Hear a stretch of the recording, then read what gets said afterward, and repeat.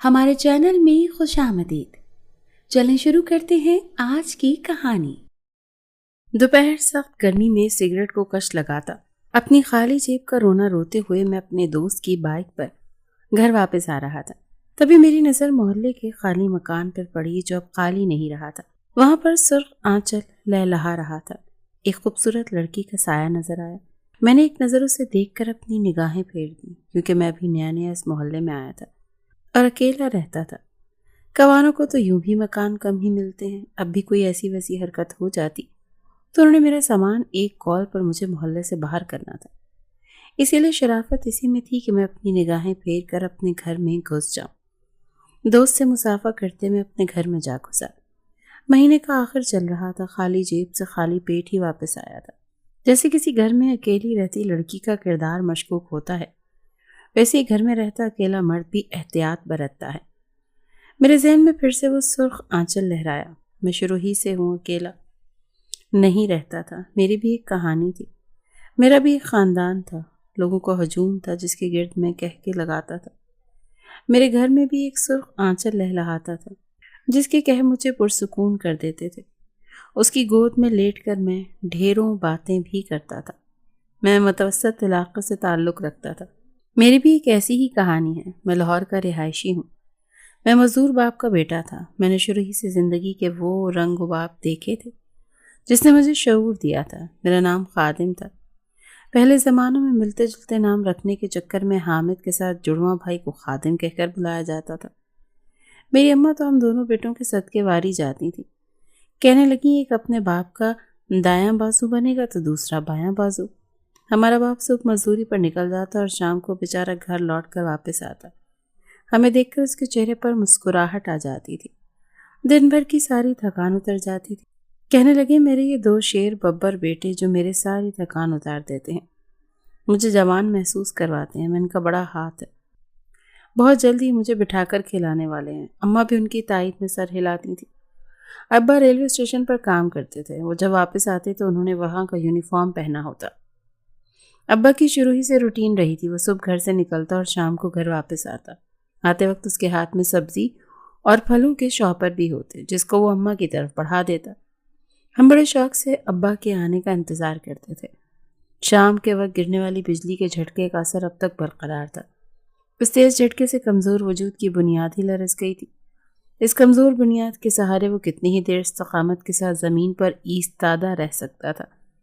حسب معمول ٹرین کی چیکنگ کے بعد وہ پلیٹ فارم پر واپس چلا آیا۔ ماربل سلائڈ کی بنی ہوئی بینچ پر بیٹھ کر اس نے افسردہ نگاہوں سے اطراف کا جائزہ لیا۔ ٹرین کو کلیئرنس مل چکی تھی۔ انجن کے آگے کھمبے پر سبز روشنی نظر آنے لگی تھی۔ بیشتر مسافر کمپارٹمنٹس میں سما چکے تھے۔ ٹرین چل پڑی تو پلیٹ فارم پر ایک اضطرابی ماحول پیدا ہوا۔ وہاں کھڑے رہ جانے والے بقیہ مسافر دوڑے اور کمپارٹمنٹ کے ہینڈل کو تھام کر پائیدان پر جھول سے گئے۔ ٹرین آہستہ آہستہ پلیٹ فارم کی حدود سے باہر ہونے لگی۔ رشتہ داروں اور عزیزوں کو وداع کرنے کے لیے آنے والوں کے ہلتے ہوئے ہاتھ رکے اور وہ لوگ واپسی کے لیے سیڑھی کی جانب بڑھ گئے۔ پلیٹ فارم پر کس قدر سناٹا چھا گیا، بوجھل اور مزمل سا سناٹا۔ ابا نے خالی اور ویران آنکھوں سے پلیٹ فارم کو تکا۔ یہاں ابا نے اپنی زندگی کا بیش قیمت وقت گزارا تھا۔ برسوں پہلے والے والد کی سبکدوشی کے بعد ابا کی یہاں خلاصی ہیلپر کی حیثیت سے تقرری ہوئی تھی۔ آج جب کہ ابا کی سبکدوشی کو محض 4 ماہ باقی رہ گئے تھے، وہ پروموشن پاتا ہوا فٹر بن چکا تھا۔ انہیں پلیٹ فارم کی ملازمت پسند تھی، دلکش اور دلچسپ۔ یہاں کی گہما گہمی میں وہ گھر کو بھول سجاتا تھا، لیکن آج وہ ایسا نہیں کر پایا۔ گھر کی یاد اسے رہ رہ کر کچھ کولے لگا رہی تھی۔ وہ گھر جسے آباد اور خوش و خرم رکھنے کے لیے اس نے کتنی تگ و دو کی۔ شادی کے ابتدائی ایام، خوبصورت اور وفا شعار بیوی، ان دونوں لاسٹ نائٹ کی شفٹ اور وہ والی ڈیوٹی بے حد شوق گزرتی۔ وہ جوڑی دار کی خوشامد کر کے یا اپنی TXR سے کوئی بہانہ بنا کر 2 یا 3 بجے بجتے گھر چلے آتے، جہاں پھولوں کی ایک شاخ آنکھوں پر حملہ آور نیند سے برسر پیکار ان کی منتظر ہوتی۔ اماں ہمیں یہی کہتی کہ بس ابا آنے والے ہیں۔ سارا دن ابا کے بارے میں ہم یہی سوال کرتے تھے۔ جلدی اس شاخ پر ایک نازک سا غنچہ پھوٹا تھا اور وہ اس کی خوشبو سے سرشار ہوا تھا۔ ابا کہتے ہیں میں نے زندگی میں ایک حصہ اکیلے گزارا ہے، پھر میری زندگی میں تم لوگوں کی ماں آئی جس سے مجھے سکون دیا، میری وفاشوار خوبصورت بیوی جسے میں اللہ نے میرا سکون رکھا ہے، اور پھر اللہ نے مجھے 2 خوبصورت شرارتی بیٹوں سے نواز دیا۔ ابا کے گھر آتے ہی میں ان کی ٹانگوں سے لپٹ جاتا اور فوراً ہی اپنی پسندیدہ کھیل کی فرمائش کر بیٹھتا۔ وہ ڈیوٹی کا لباس اتارے بغیر ہی اپنے گھٹنوں اور ہتھیلیوں کو زمین پر ٹکا کر گھوڑا بن جاتے اور میں ان کی پشت پر چڑھنے کی کوشش کرنے لگتا۔ اسے ناکام ہوتے دیکھ کر وہ ایک ہاتھ زمین سے اٹھا کر مجھے سہارا دیتے اور میں ان کی پشت پر سوار ہو جاتا۔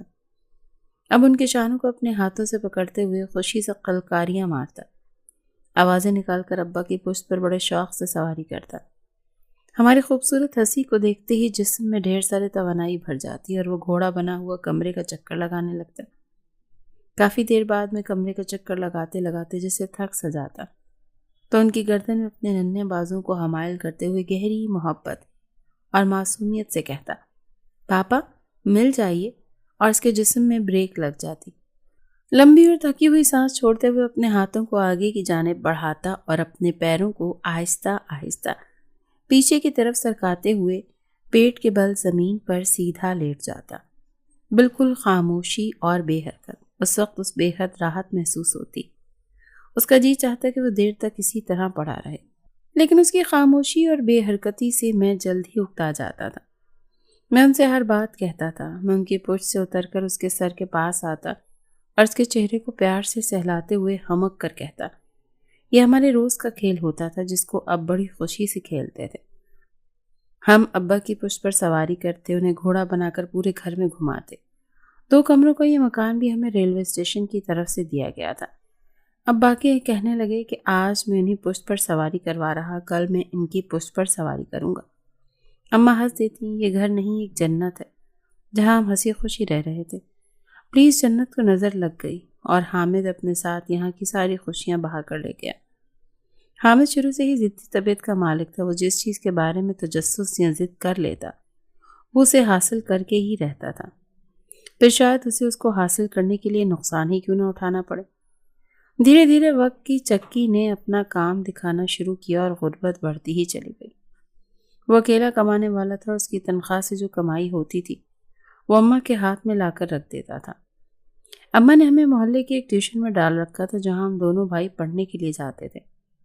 میں پڑھائی میں اپنے بڑے بھائی سے زیادہ اچھا تھا۔ حامد کی نسبت خادم پڑھائی میں زیادہ ہوشیار تھا۔ اس بارے میں ہر ٹیچر ہی کہا کرتا تھا، لیکن ہم دونوں بھائیوں میں کبھی کسی بات پر لڑائی نہیں ہوئی تھی۔ ہم ایک ہی کھلونے سے باری باری کھیل لیا کرتے تھے۔ ہم دونوں میں بہت محبت تھی، ایک دوسرے پر جان لٹاتے تھے۔ ابا کی نوکری ختم ہو گئی تو انہوں نے شہر کے بجائے گاؤں آنے کا سوچا۔ وہ ہمیں لے کر گاؤں آ گئے۔ یہاں ان کی بڑی عزت تھی، لوگ انہیں شہری بابو کہہ کر بلاتے تھے اور ہمیں کافی عزت دیتے تھے۔ ہم دونوں بھائی پڑھائی میں کافی اچھے تھے۔ گاؤں کے بچوں کی نسبت ہمیں پڑھنا لکھنا آتا تھا، ہم حساب کتاب بھی جانتے تھے۔ میں پڑھ لکھ کر بڑا افسر بننا چاہتا تھا، لیکن میرے بھائی نے 10ویں پڑھنے کے بعد یہ فیصلہ کر لیا کہ وہ آگے نہیں پڑھ سکتا۔ اس نے اماں ابا سے کہا کہ وہ مزدوری کرنا چاہتا ہے۔ ابا نے بہت سمجھایا کہ یوں مزدوروں کے طبقے سے رہنے سے، تعلق رکھنے سے بہتر ہے کہ آگے پڑھ لو، لیکن وہ ضد پر اڑ گیا۔ اس سلسلے میں ابا نے گاؤں کے ایک معزز صاحب سے بات کی تو انہوں نے یہی کہا کہ میرے پاس کام پر رکھوا دو، جب اس کا دل بھر جائے گا تو اس کی پڑھائی جاری کروا دینا۔ میں ماہانہ اس کو اچھی رقم بھی دے دوں گا اور مجھے بھی تسلی رہے گی کہ گاؤں کا ایک ایماندار انسان ہی میرا ملازم ہے۔ ہمیں گھر کے چھوٹے موٹے کام کے لیے ملازم چاہیے، اتنی بھاری مشقت بھی نہیں ہے۔ ابا راضی ہو گئے۔ ابا نے حامد سے بات کی تو وہ بھی اس بات پر راضی تھا۔ اماں بھی مطمئن تھیں کہ چلو اپنے لوگوں میں ہی جا رہا ہے۔ ابا نے اسے بہت سمجھایا کہ شہر جا کر اگر دل نہ لگے تو واپس آ جانا، وہاں جا کر اپنے والدین کو بھول نہیں جانا۔ حامد بڑا خوش تھا۔ وہ ہمیشہ ابا کو کہا کرتا تھا کہ میں آپ کا دایاں بازو ہوں اور بازو بن کر دکھاؤں گا۔ اب میں جو کماؤں گا اس سے ہمارے گھر کے حالات بدل جائیں گے۔ ہم خادم کو بڑی یونیورسٹی میں پڑھائیں گے۔ حامد میرا بڑا بھائی تھا، ابا کہتے ہیں میرا دایاں بازو ہے۔ ابا کی صحت خرابی کے بعد انہیں شہر بھیج دیا، خود ہم ابھی بھی گاؤں میں ہی مقیم تھے۔ حامد بے روزگار تھا۔ گاؤں میں رہنے والا حامد ماں باپ بھائی بہنوں کا سہارا بنتا تو چاہتا تھا، پر کام کرتا بھی تو کیا۔ وہ بڑے بڑے خواب دیکھتا تھا اور ساتھ ابا کو بھی دکھایا کرتا تھا کہ وہ دنیا بدل کر رکھ دے گا۔ مزدوری بھی کرتا تو اس کے کنبے کے لیے ناکافی تھی۔ حامد کو ایک بار شہر سے آنے والے صاحب نے اپنے بنگلے پر کام کرنے کی پیشکش کی۔ رہائش اور کھانے کا بھی ذمہ لیا تو حامد کھل اٹھا۔ وہ صاحب اس کے گاؤں کے رہنے والے ہی تھے، اچھی نوکری ملی تھی۔ وہ صاحب شہر میں بس گئے، حامد خوشی خوشی شہر چلا گیا۔ گاؤں کے ہونے کے ناطے صاحب حامد کا خیال بھی رکھتے تھے۔ حامد خوش تھا اور اس کے گھر والوں کو بھی اب 2 وقت کی روٹی ملنے لگی ہے۔ حامد شہر کے رواج سے ناواقف تھا، اسی لیے ابا بھی خوش تھے کہ میں تو ابھی چھوٹا تھا، وہاں بڑے صاحب ہیں، پاس دنیا کے اور رنگ بھی تھے۔ وہ اکثر اماں اور ابا کو فون کر کے یہاں کی دنیا کے رنگوں کے بارے میں بتاتا تھا۔ ابا تو خبردار رہنے کو کہتے تھے کہ ہم اتنی اونچی اڑان نہیں اڑ سکتے، لیکن البتہ اماں کی آنکھیں چمک اٹھتی تھی، بڑے فخر سے بتاتی تھی کہ وہ بڑے بنگلے میں عیاشی کی نوکری کر رہا ہے۔ ایک روز وہاں کے ورکرز نے پارٹی کا انتظام کیا، حامد بڑا خوش تھا۔ تقریب اس بار ساحل سمندر پر منعقد کی گئی۔ سرور سب ورکرز کو ہیڈ تھا۔ کھانے کے بعد سرور کچھ ورکرز کے ساتھ دور چلا گیا، کچھ ورکرز ان کے ساتھ تھے۔ حامد نے پوچھا وہ کہاں جا رہے ہیں؟ جانے تو انہیں، تم نہیں جانا، نئے نئے ہو، ایسا نہ ہو کہ دوبارہ کسی کام کے لائق ہی نہ رہو۔ ایک اور ورکر نے حامد کو تھوڑی سختی سے کہا، لیکن حامد شروع سے تجسس بھری فطرت کا مالک تھا، اسی لیے اس نے بے حد اصرار کیا کہ کب وہ اس دلدل میں پھنس گیا پتہ ہی نہیں لگا۔ نہیں جاؤ اس دلدل میں، تم گاؤں کے بھولے ہو، تم کو اندازہ بھی نہیں وہ میٹھا زہر اپنی رگوں میں اتارتے ہیں، تم سے نہیں ہو پائے گا۔ دوست نے اس کو ہاتھ سے پکڑا ہوا تھا۔ باقی وہاں پر بیٹھے نشے کے کھلاڑی ہنس رہے تھے، کہنے لگے تمہارا دوست تو نامرد ہے، اسے کیا معلوم کہ مرد بننے کے لیے چھوٹے موٹے نشے تو کر ہی لینے چاہیے، آخر کو اللہ نے ہمیں سخت جان جو بنایا ہے۔ ان کی باتوں کے گھیراؤں میں میرا بھائی حامد پھنس چکا تھا۔ وہ لوگ گاؤں کو نیچے لائٹر سے گرم کر کے کوئی چیز ناک کے ذریعے اندر کھینچ رہے تھے۔ حامد کی ایک ہی کوشش تھی کہ میں ہوش اڑا چکا تھا، دنیا تھی اس کے سامنے، ہر چیز ناچتی ہوئی نظر آئی۔ سرور بھائی، اس کی آواز لرز گئی، کیا چیز سنگھا دی اور ریت پر ڈھیر ہو گیا۔ صبح کے 6 بج رہے تھے۔ سرور نے حامد کو جگانے لگا، اٹھا کر سیدھا واش روم میں لے گیا، اوپر شاور جلا دیا۔ وہ ایک دم مچھلی کی طرح پھدکنے لگا، اس کی آنکھیں بوجھل تھیں، تھوڑا ہوش میں آیا تو متلی ہونے لگی۔ سرور نے سرکہ پانی میں ملا کر اسے پلایا، بھیگے بدن سے وہ نیچے فرش پر بیٹھ گیا۔ وہ ابا سے باتیں چھپانے لگا تھا۔ اس روز کے بعد سے وہ ہر ہفتے یہ نشہ کرتا تھا، بلکہ ہر روز ہی نشہ کرنے لگا۔ کبھی اپنے پیسے لگاتا تو کبھی کوئی چوری کر کے وہ پیسے دیتا، لیکن اب نشے کی ایسی لت لگ چکی تھی کہ اس کے دوستوں نے اسے روکنا ہی چھوڑ دیا۔ وہ مجبور باپ کو بھول چکا تھا، اس کا دایاں بازو اب مفلوج ہونے والا تھا، جس کا اس کے باپ کو علم تک نہیں تھا۔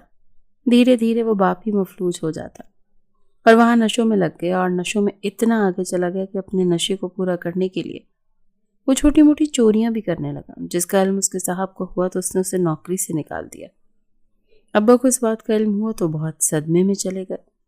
انہوں نے حامد کو ہر طرح سے سمجھانے کی کوشش کی، اس کے دوستوں تک کو بے عزت کیا کہ تم لوگوں نے مجھ سے میرا بیٹا چھین لیا، لیکن وہ ہنس دیتے، کہتے چچا ہم نے کون سا اس کو زبردستی اس کام پر لگایا ہے، تمہارا بیٹا بھی ذرا معصوم نہیں ہے جو تم ہمیں الزام دینے آ گئے ہو۔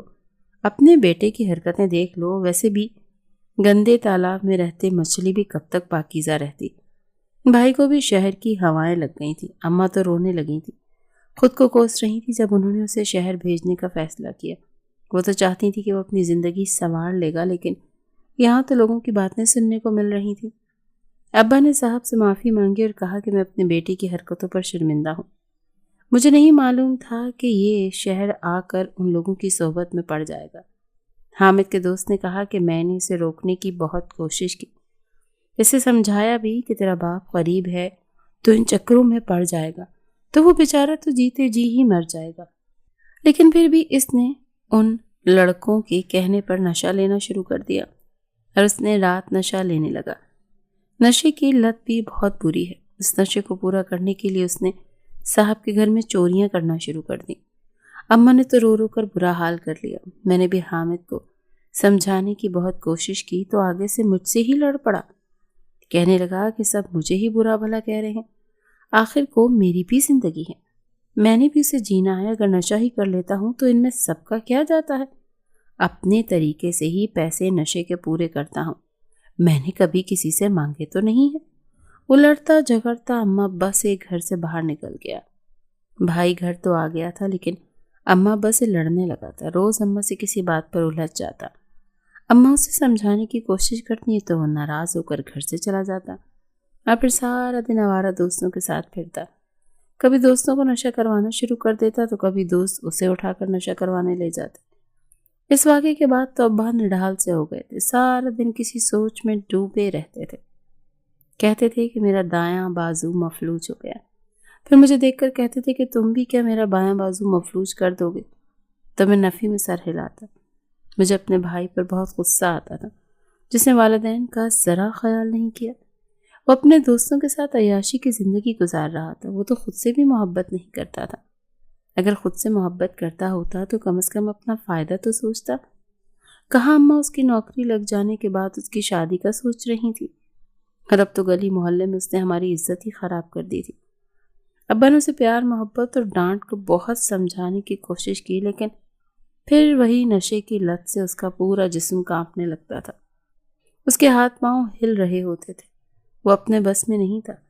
اس کی آنکھیں سرخ ہو جاتی تھیں اور آنکھوں سے پانی نکلنا شروع ہو جاتا تھا۔ اس کی بدتر حالت کو دیکھ کر اماں ابا تو حیران رہ گئے تھے، کہنے لگے کہ مجھے پیسے چاہیے۔ اس وقت پیسے نہ ملے پر اور نشہ ختم ہونے پر وہ ہمیں بھی قتل کر سکتا تھا۔ ادھر ادھر ہاتھ مارنے لگا۔ ابا نے کہا کہ میں اسے پیسے نہیں دوں گا، لیکن ابا کو دھکا دیتا وہ پیسے لے کر چلا گیا۔ ابا تو بے حس و حرکت وہاں پر بیٹھے رہے، دروازے کو دیکھتے گئے جہاں سے دھکا دے کر وہ ابھی گیا تھا۔ اماں کوسنے لگی، کہتی ہیں اس سے تو اچھا تھا اللہ مجھے بے اولاد ہی رکھتا۔ حامد اب گھر سے گیا تو لوٹ کر نہیں آیا، نہ ہی کوئی اب اس کے پیچھے اس کی منت کرنے گیا۔ اب بس سارا دن کھوئے رہتے تھے، گلی محلے کی دکان پر بیٹھنے کے بجائے وہ اسٹیشن چلے جایا کرتے تھے۔ اماں انہیں بہت بار کہتی تھیں کہ آپ کی طبیعت خراب رہتی ہے، اب آپ اسٹیشن نہ جایا کریں، لیکن وہ کہتی کہ وہاں جا کر انہیں سکون ملتا ہے۔ میں 2 گھڑی پاس بیٹھ کر باتیں کر لیتا تو ان کا بھی دل ہلکا ہو جاتا۔ جواب دیتے ان کی دلچسپی دنیا سے جیسے اٹھ سی گئی تھی۔ میں نے بہت سمجھاتا، آپ کا دوسرا بیٹا بھی زندہ ہے، آپ حامد کا غم نہ کھائیں، حامد کو اللہ سبق سکھائے گا، میں ہوں نا، میں آپ لوگوں کا خیال رکھوں گا۔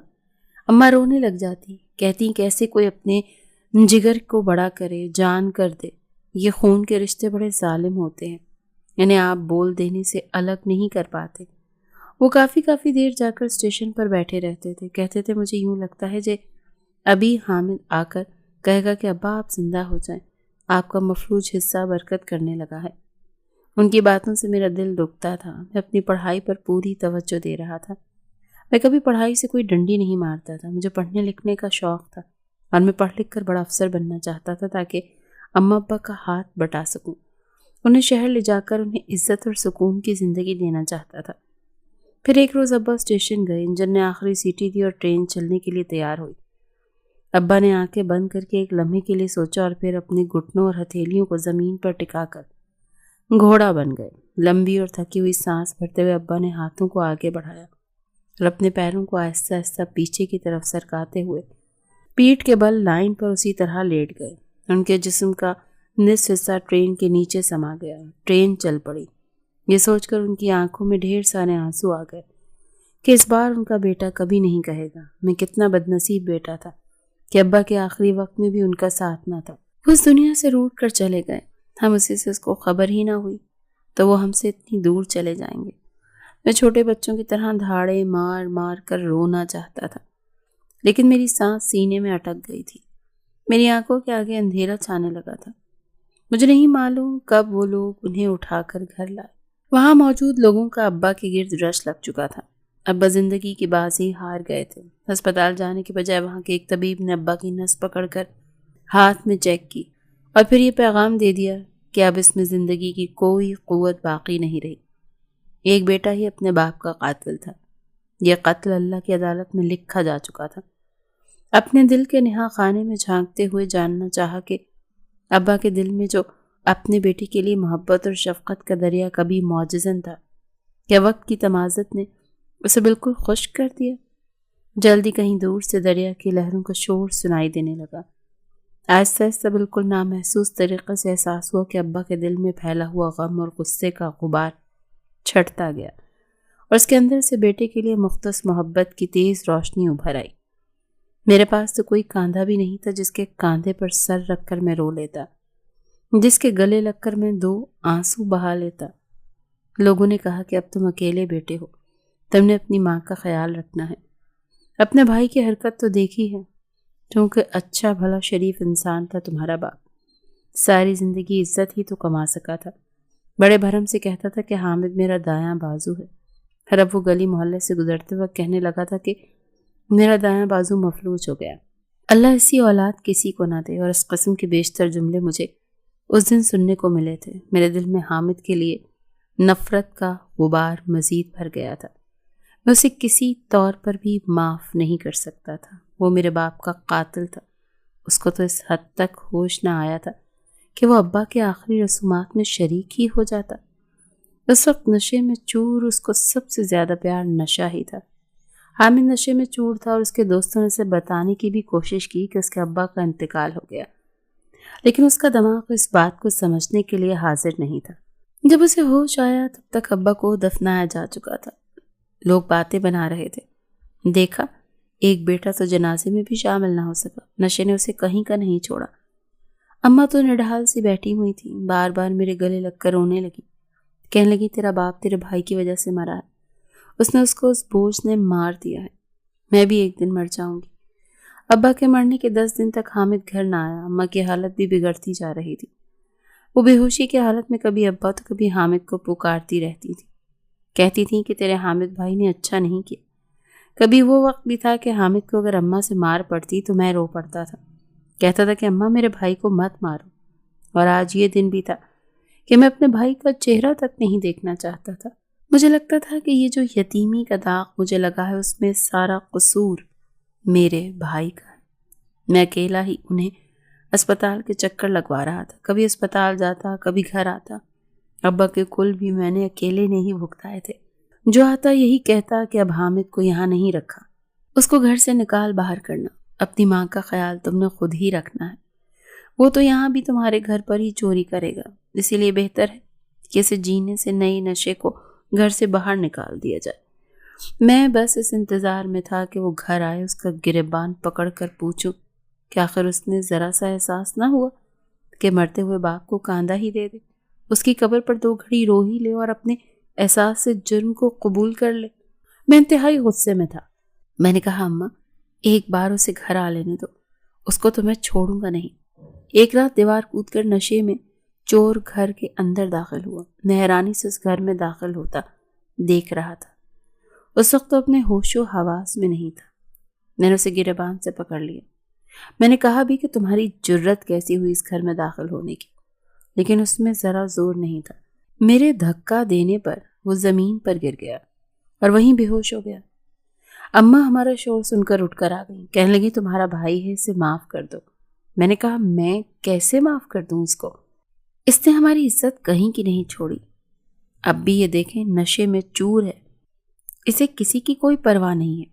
صبح کی روشنی کو دیکھتے ساتھ وہ اٹھا، کہنے لگا مجھے پیسے چاہیے۔ اس کی بے حسی میں غصے سے اسے مارنے لگا۔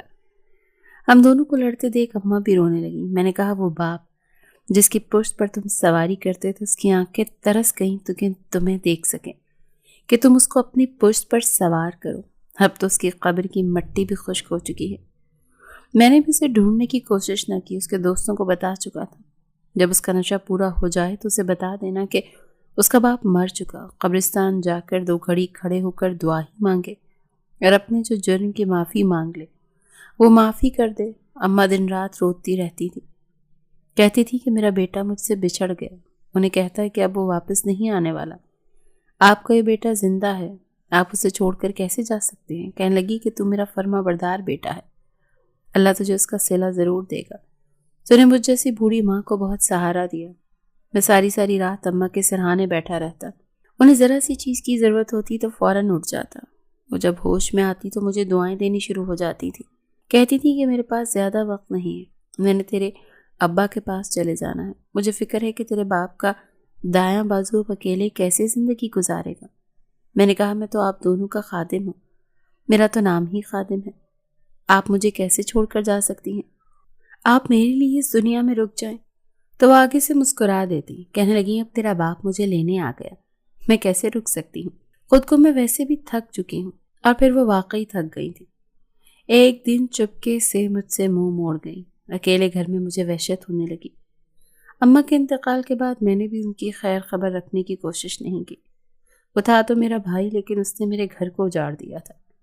میرے پاس اب کوئی رشتہ نہ رہا تھا۔ حامد کی نشئی دوستوں سے پتہ چل رہا تھا کہ وہ شہر جا بسا اور شہر میں چوری چکاری کر کے وہ اپنا نشہ پورا کرتا تھا۔ اور پھر کچھ عرصے کے بعد خبر آئی کہ اسے پولیس پکڑ کر لے گئی۔ میرا جیسے BA مکمل ہوا، میں نے گاؤں کا راستہ چھوڑا اور شہر جانے کا فیصلہ کیا۔ مجھے گھر کے دور و دیوار سے اماں ابا کی آوازیں آتی تھی، جیسے وہ پکارتے ہوں کہ حامد آ جاؤ۔ ابا کا یونیفارم، اماں کا سرخ آنچل میری آنکھوں کے سامنے لہلہاتا تھا۔ میں اس گھر میں رہتا تو جلد پاگل ہو جاتا۔ اس گھر کی تنہائی مجھے کاٹ کھانے کو دوڑ رہی تھی۔ پیٹ پالنے کے لیے مزدوری تو کرنی ہی تھی، یہاں مجھے کوئی کام دینے پر راضی نہ تھا۔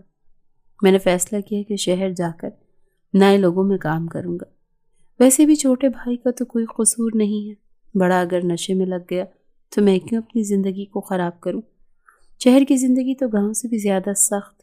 میں نے سوچا تھا کہ BA کی اچھی تعلیم میرے پاس ہے تو کوئی نوکری لگ جائے گی، کہیں کلرک ہی لگ جاؤں گا، پھر حلال کی روٹی کما کر کھاؤں گا۔ لیکن جیسے ہی شہر آیا، یہاں پر موجود سارے ابا کے جاننے والوں نے منہ موڑ لی۔ میرے بھائی کی حرکتوں سے واقف تھے، اب تو ویسے بھی کوئی بلانا تک پسند نہیں کرتا تھا، صرف یہی کہتے تھے کہ جیسے بڑے بھائی نے نشے میں لگ کر اپنے ماں باپ کو کھا لیا، یہ بھی کچھ ایسا ہی کرے گا۔ اس لیے سب عزت داؤ پر لگ گئی، سب لوگ اپنے گھر پر رکھنے کو راضی ہی نہیں تھے۔ کوئی اپنے بل بوتے پر مجھے کوئی نوکری دینے پر راضی نہیں تھا۔ کوئی کہتا جو اولاد اپنے والدین کی سگی نہ ہو سکی وہ ہماری کیا سگی ہوگی۔ اسی وجہ سے شہر آ کر بھی میں در بدر کی ٹھوکریں ہی کھا رہا تھا۔ جگہ جگہ پر اپنے کاغذات لے کر جاتا، لیکن ہر جگہ مایوسی کا سامنا کرنا پڑتا۔ میں نے سوچ لیا تھا کہ واپس گاؤں چلا جاؤں گا، وہاں پر کھیتی باڑی ہی کر کے اپنا پیٹ پال لوں گا۔ لیکن اس روز شاید اس قسمت کو مجھ پر ترس آ گیا، تبھی ماہانہ 15,000 روپے کی نوکری مل گئی۔ تو اس زمانے میں تو بہت کم ہے، لیکن سڑک کنارے سونے سے تو بہتر ہی تھا کہ کوئی مکان لے کر اپنا گزر بسر کر لوں۔ میں محنت مزدوری پر لگ گیا، میرا ٹھکانہ سڑک کے کنارے سونا ہی تھا۔ میں نے بہت کوشش کی کہ کوئی مکان مل جائے، لیکن کوئی مجھ کنوارے کو مکان دینے پر راضی ہی نہیں تھا۔ کہتے ہیں ہماری بھی ماں بیٹیاں ہیں، ہم کیسے تمہیں اپنا مکان دے دیں؟ محلے والے ہزار باتیں کریں گے۔ میں نے بہت سمجھایا کہ میں عزت دار ایک شریف انسان ہوں، میں نے آج تک کسی صنف نازک کو آنکھ اٹھا کر نہیں دیکھا، میں بھلا آپ کی عزت کیسے خراب کر سکتا ہوں؟ میرا اس دنیا میں کوئی نہیں ہے، اتنی تنخواہ نہیں ہے کہ کسی بیچاری کو بیاہ کر اس کا خرچہ اٹھا سکوں۔ لیکن مالک مکان میری کسی بات سے قائل نہیں ہوتا تھا۔ ساتھ کام کرتے دوستوں سے بھی گزارش کی کہ کوئی تگ و دو کے بعد کوئی مکان مل ہی جائے۔ ایک ہمدرد دوست نے مجھے اپنی بیٹھک کچھ دن کے لیے رہنے کو دے دی، لیکن میں زیادہ عرصے وہاں رہ نہیں سکتا تھا۔ اس کے گھر میں بھی ماں بہن تھی، اگر کوئی معاملہ ہو جاتا تو سیدھا مجھ سے ہی پوچھ گچھ کی جاتی، اس لیے میں اپنا علیحدہ مکان دینے پر زور دے رہا تھا۔ آخرکار دوست کی سفارش پر مجھے ایک مکان مل گیا، وہ اس محلے کا رہائشی تھا۔ اس کے والد صاحب کی بہت جان پہچان تھی اور کافی عرصے سے اس کے گھر میں رہ رہے تھے۔ اس کے والد صاحب مجھ سے ملنے کے بعد مطمئن ہو چکے تھے اور مجھ پر شرافت کا ٹھپا بھی لگا دیا گیا تھا، جس سے مکان ملنے میں محلے میں کافی آسانی رہتی ہے۔ اس کا مالک مکان بہت سخت طبیعت کا مالک تھا، اس وجہ سے وہاں پر رہنے والے کرایہ دار بہت کم ہی ٹک پاتے تھے۔ اب اس مالک مکان کو پیسوں کی ضرورت تھی تو وہ مجھے بھی مکان دینے پر راضی ہو گیا، لیکن اس مکان پر رہنے کے لیے بہت سی شرائط عائد تھی۔ کہا گیا تھا کہ صبح نکلنے کے بعد شام 7 سے پہلے گھر واپسی ہونی چاہیے۔ آوارہ دوستوں کو گلی محلے میں لانا اصول کے خلاف ہے، اور یہاں پر کبھی بھی کسی لڑکی کو چھیڑنے کی شکایت ملنے پر تمہیں فوراً اس گھر سے نکال دیا جائے گا اور تمہیں تمہارا کرایہ بھی واپس نہیں کیا جائے گا۔ ان سخت اصولوں کو ماننے کے علاوہ میرے پاس اور کوئی چارہ نہیں تھا۔ آخر کو ایسا بھی تو ہو سکتا تھا کہ کوئی لڑکی کو میں ہی چھیڑوں، کوئی لڑکی بھی تو خود سے میرے گھر آ سکتی تھی، لیکن ایسا کرنے سے میرا مکان میرے ہاتھ سے نکل سکتا تھا۔ مالک مکان ذرا سخت ضرور تھا، لیکن میں صبح اپنے گھر سے نکل جاتا اور شام کو 7 بجے واپس آتا، گھر میں کھانا پکاتا اور لمبی تان کر سو جاتا۔ اس لیے محلے والوں سے میرا اتنا کوئی لگاؤ نہیں تھا۔ میں اپنے کام سے کام رکھنے والا انسان تھا، میری تنخواہ اتنی ہی تھی کہ مہینے کے 20 دن ہی گزارے جاتے، آخری 10 دن تو خالی جیب کے ساتھ کبھی کسی دوست کے 500 مانگ کر گزر بسر کی جاتی۔ اس گھر کا ایک مکان کافی عرصے سے خالی تھا اور اس کے علاوہ باقی سب مکانوں میں فیملیاں رہ رہی تھیں جو یہاں کافی عرصے سے رہائش پذیر تھیں۔ ایک روز دوست کے ساتھ گھر آیا تو دیکھا کہ اس خالی مکان میں بھی اب رونق اور چہل پہل لگ چکی تھی۔ مجھے یہ تو معلوم نہیں تھا کہ وہاں کتنے لوگ آئے ہیں، لیکن ایک خوبصورت لڑکی کو میں نے وہاں چہکتے ہوئے دیکھا۔ پھر اس دن کے بعد ہمارا منہ سامنا نہیں ہوا۔ میری عادت تھی کہ میں رات کو واپس آ کر اپنے کمرے میں بند ہو جاتا تھا۔ میرا مالک مکان اس حوالے سے مجھے کچھ نہ کہتا تھا، کہنے لگا تم اچھے انسان لگتے ہو، مجھے لگتا ہے تم یہاں ٹک جاؤ گے۔ ایک دن کام سے واپس آیا تو دل عجیب خراب سا ہو رہا تھا۔ آج میرے ابا کی برسی تھی اور ان کی بہت یاد آ رہی تھی۔ ویسے تو حامد سے لاکھ خفا سہی، لیکن اس کی بھی فکر ہو رہی تھی کہ نہ جانے وہ اب کہاں ہوگا، کس حال میں ہوگا۔ اماں کی گود بھی میسر نہیں تھی، جس کی گود میں سر رکھ کر 2 گھڑی رو لیتا۔ میں نے اپنے بھاری ہوتے سر سے چھٹکارا پانے کے لیے سگریٹ لگائی اور چھت پر جانے کا فیصلہ کیا۔ چھت پر یوں ہی بے وجہ واک کرتا میری نظر اپنے سامنے نئے آنے والی پڑوسی پر پڑ گئی، اور یہاں پر وہی سرخ آنچل لہرایا۔ میں نے نگاہیں پھیر کر اپنا رخ دوسری جانب کر لیا، آنکھیں بند کر کے آسمان کی طرف دیکھنے لگا۔ میں رونا چاہتا تھا، لیکن مجھے یوں لگا کہ جیسے کوئی مجھے دیکھ رہا ہے، اور اسی وہم کو غلط ثابت کرنے کے لیے جیسے ہی میں نے آنکھیں کھولی تو وہ خوبصورت آسمان سے اتری پری مجھے ہی دیکھ رہی تھی۔ نہ جانے اس میں کون سی کشش تھی کہ میں اپنی نظریں پھیر نہ سکا۔ وہ مجھے آنے کا اشارہ کر رہی تھی۔ میرا قدم خود بخود اس کی جانب اٹھنے لگے۔ میں واپس مڑنا چاہتا تھا۔ میرا دل بار بار کہہ رہا تھا کہ یہاں کوئی خطرہ ہے، لیکن پھر بھی میں اس کے پاس چل دیا۔ میرا دل دھک دھک کر رہا تھا، لگ رہا تھا کہ جیسے دل کی دھڑکن مجھے کانوں میں سنائی دے رہی ہے۔ میں یہاں سے بھاگ جانا چاہتا تھا، لیکن اس نے نہ جانے کیسا حصار باندھ رکھا تھا کہ میں اس کی جانب چل دیا اور اپنی چھت سے اس کی چھت پر آ گیا۔ جیسے مجھے ہوش آیا تھا، مجھے گڑبڑ محسوس ہوئی۔ وہ میرے پاس کھڑی تھی، اس کے جسم پر مختصر سا لباس تھا جس نے مجھے نگاہیں پھیرنے پر مجبور کر دیا۔ میں واپس جانا چاہتا تھا، لیکن اس نے میرا ہاتھ پکڑ لیا اور رونے لگ گئی، کہنے لگی تم یہاں سے نہ جاؤ۔ اس کی شکل ہو بہو میری ماں سے ملتی تھی۔ میں اسے یہاں چھوڑ کر جانا چاہتا تھا، لیکن نہ جانے یہ کیسا اتفاق تھا کہ اس کی شکل دیکھ کر مجھے رکنا ہی پڑا۔ میں نے کہا جلدی سے اپنا مسئلہ بیان کرو، اگر تم نے مجھے یہاں جھوٹ بول کر پھنسانے کی کوشش کی تو بہت برا پیش آؤں گا۔ اب مجھے ویسے بھی کسی سے ڈر نہیں لگتا تھا۔ وہ زور زور سے رونے لگی، کہنے لگی یہ جو عورت مجھے اپنے ساتھ رکھ رہی ہے، میں اس کی بیٹی نہیں ہوں، جسم فروشی کرتی ہے، یہ مجھ سے بھی یہی کام کروانا چاہتی ہے، لیکن میں یہ کرنے پر راضی نہیں ہوں۔ آج اس نے مجھے اس واسطے تیار کیا ہے کہ کوئی گاہک آئے جس سے وہ میری رات کی بولی لگا سکے۔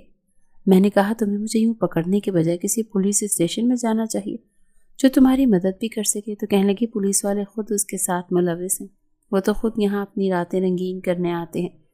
میں کسی کو کچھ نہیں کہہ سکتی، تم مجھے اچھے اور شریف انسان لگے، بس اسی لیے میں نے کہہ دیا اگر تم میری مدد نہیں کر سکتے تو میری زندگی میں مزید مشکلات مت بڑھانا۔ میں ابھی تک پاک دامن عورت ہوں۔ میں عجیب کشمکش میں تھا۔ آج کل کی دنیا اتنی عجیب ہے، یوں ہی کسی پر بھروسہ کر کے اس کی مدد نہیں کی جا سکتی۔ نہ جانے یہ لڑکی سچ بھی بول رہی ہے یا خالی مجھ سے جھوٹی کہہ رہی ہے۔ میں نے کہا تم نیچے جاؤ، میں کچھ کرتا ہوں، مجھے ایسی تمہاری بات پر یقین نہیں آیا۔ وہ روتی ہوئی واپس نیچے چلی گئی، لیکن میں بے چین رہا۔ میں اپنی چھت پر واپس آیا، لیکن بے چینی ختم نہ ہوئی۔ جیب میں کچھ پیسے بھی نہ تھے کہ میں وہاں جا کر اس کی بولی ہی لگا سکتا۔ میرا ارادہ تو بس حقیقت جاننے کا تھا۔ میں نے سوچا کہ کسی کی مدد لی جائے، اس لیے مجھے مالک مکان سے بہتر کوئی انسان نہ لگا۔ وہ سخت ضرور تھا، لیکن سچا انسان تھا۔ مجھے معلوم تھا کہ وہ میری بات کا یقین ضرور کرے گا۔ میں نے اسے ساری حقیقت بتائی تو وہ کافی حیران ہوا اور کہنے لگا کیا یہ سچ ہے کہ وہ لڑکی تم سے کوئی جھوٹ نہیں بول رہی ہو؟ میں نے کہا اسی بات کا تو مجھے بھی شک ہے، لیکن اگر وہ سچی ہوئی تو ساری زندگی میرا ضمیر مجھے ملامت کرتا رہے گا۔ وہ کافی سوچ کے بعد کہنے لگا آؤ میرے ساتھ۔ میں کافی حیران تھا کہ وہ آخر مجھے لے جا کہاں چاہتا ہے، لیکن وہ مجھے اس گھر کے دروازے کے آگے لے آیا اور زور زور سے دروازہ بجانے لگا۔ ایک عورت بھاری سی سامنے نظر آئی، ہمیں دیکھ کر عجیب سی طنزیہ مسکراہٹ سے استقبال کیا اور کہنے لگی آپ ضرور یہاں کے گاہک ہوں گے۔ ہم سمجھ گئے کہ وہ عورت ہی یہی دھندا کرتی ہے۔ مالک مکان بولے کہ تم اس بچی کو فروخت کرنے کی کیا لوگی؟ وہ آگے سے ہنسی اور کہنے لگی ایسی سونے کی چڑیاں کو میں آخر فروخت کیوں کروں گی؟ دھیرے دھیرے روز کا ایک سونے کا انڈا کیوں نہ لوں؟ ہمیں معلوم ہو گیا کہ وہ ایسے نہیں آنے والی۔ خیر کسی طریقے سے پولیس بلا کر اس عورت کو گرفتار کروا لیا جائے۔ مالک مکان نے میری اس میں بہت مدد کی، اس لڑکی کا مجھ سے نکاح پڑھوا دیا اور ہم اسی مکان میں ہی رہتے تھے۔ بس اب میں پہلے سے زیادہ محنت کرنے لگا تھا۔ میری زندگی کے ساتھ ایک وجود اور جڑ چکا تھا۔ اب بھی کبھی بھائی اور ابا کی یاد آتی تھی، ان کے لیے تو میں صرف دعا ہی کر سکتا تھا۔ ہر انسان کو اس کے انجام کا صلہ ہی ملتا ہے۔ جس طرح میری زندگی پرسکون ہو چکی تھی، اللہ نے مجھ سے رشتے لیے تو اس کا نعم البدل عطا کر دیا۔ مجھے وفا شعار بیوی مل گئی جس میں میرا سکون پوشیدہ ہے۔